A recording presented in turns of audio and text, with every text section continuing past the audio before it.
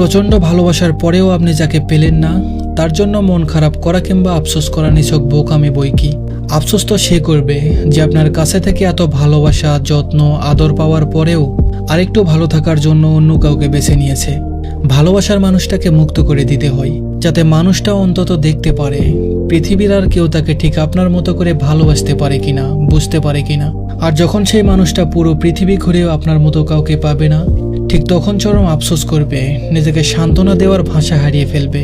আপনাকে কষ্ট দিয়ে অন্য কোথাও সুখ সে কোনোদিনও পাবে না, এটা নিশ্চিত থাকুন।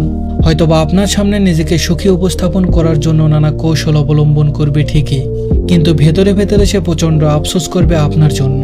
পৃথিবীতে আজকাল প্রকৃত ভালোবাসা যে বড্ড দুর্লভ। যে মানুষ সামান্য একটু সুখের লোভ করে ভালোবাসাকে অবজ্ঞা করে, সে মানুষ আর কোনোদিনও ভালোবাসা পায় না। কেননা ভালোবাসার মাঝে যে প্রকৃত সুখ, তা অনেক মানুষেরই অজানা। যাকে মন প্রাণ দিয়ে ভালোবাসতেন, যত্ন নিতেন, আগলে রাখতেন, তাকে না পাওয়াটাই বেশ ভালো।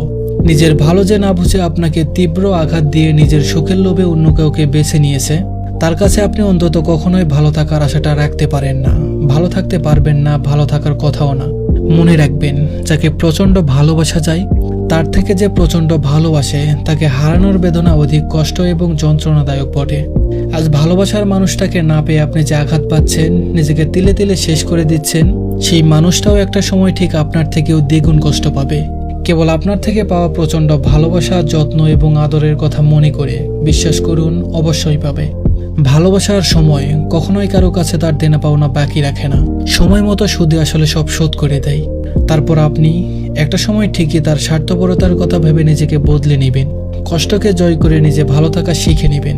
আফসোস কিংবা আক্ষেপ আপনার জন্য নয়, বরং তার জন্য, যে আপনার অসীম ভালোবাসাকে মূল্যহীন মনে করে নিজেকে বিকিয়ে দিয়েছে অন্য কারো কাম বাসনায় আর নয়তো চাহিদাই। ধন্যবাদ সবাইকে।